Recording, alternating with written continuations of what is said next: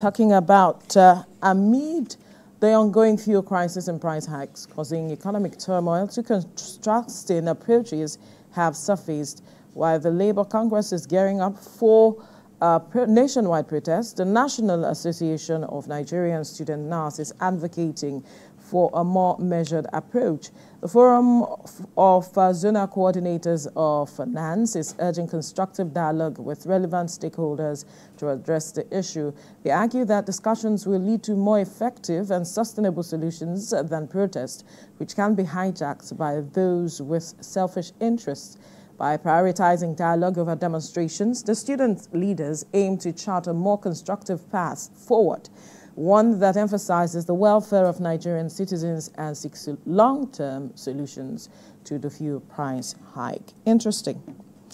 But there are those who would tell you that we've been having conversations. This is not the first time. The major issue or concern is how much have we achieved? What have we been able to do? How strategic are these conversations such that we look at issues holistically? I agree that conversations, having major stakeholders discuss the issues is very important. But how far do we go from the roundtable conversation to implementation such that we achieve the desired result and everyone is on the same page? Recall some point the NLC came out to say that the government reneged on its promised agreement rather that they had with government, because we recall that there was back and forth with regards to this having conversations, but now NLC has come out to say government reneged. I mean, for this fuel issue, we possibly may not have been here if the Minister of State for Petroleum Resources, who promised that there will be fuel by the end of this week, probably this week or last? That would have been this week. Okay. That would have been last week. That was during the weekend. He promised that there will be fuel in abundance, but I don't know if you actually got fuel while coming in. I parked my car actually, because so many persons, I still met them on the queue while coming in, and so most times when we throw out, the option of constructive dialogue, of course, the situation is not really palatable for so many Nigerians at this point. And so a hungry man is an angry man. I'm not appealing to whatever the National Association of Nigerian Students are saying, because there is another faction, it seems like a divided house, that is calling for a protest. Yeah. And so we can't really, appeal to what they're saying, but perhaps the government should address this situation as quick as possible, so we do not have a repeat of what happened in August, where some persons, some foreign entities decide to take advantage of these students. Some of them are in school, but in schools like that's the University of Ibadan, they ask them to go home.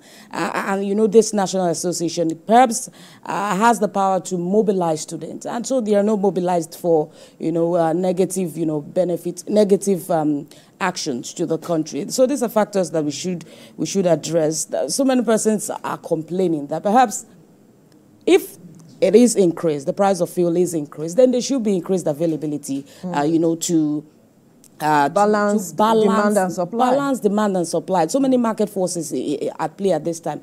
And we're also still looking at what the price of Dangote's fuel is going to be. But we're speaking with experts, speaking with those major stakeholders in the oil sector, you would see that whatever will be Dangote's price will not be below whatever the cost of production and even the landing cost. So many factors. So that is why it's important that when government is communicating, it ensures that there is no gap where people can take advantage and begin to sell whatever information they want to sell. So I am going for conversations, but how strategic, again, are these conversations, and what even determines a conversation being strategic, wholesome, capturing every aspect such that at the end of the day, the Nigerian is at the heart of the conversation because of how far it impacts goods and services, the prices of goods and services, and all of it, because the average man on the street is feeling the impact of whatever is going on right now. So I believe that government stakeholders need to have a conversation where they are carrying Nigerians along, and that conversation is as transparent as it can be, so that Nigerians know that They are at the heart of every decision government is making and taking as it is. It's critical. So the government must not leave any stone unturned right now. The fuel price affects everything in this country. A nation where we pride ourselves as major producers, we have, crude oil in abundance, yet we are having this kind of situation where the prices, yes, because we do not, we are not, we have to take the oil outside, crude oil outside, and then whatever it is, we bring it as is refined back to us. So perhaps we need to start looking for how to refine our products. Yes, we have a Dangote, but is that enough?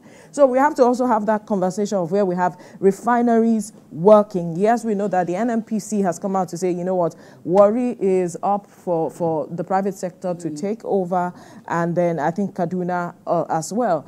But how are we looking at cushioning the effect of the price hike for the average Nigerian as we speak? All right, we have to leave the conversation here right now and quickly bring you the news update. The federal government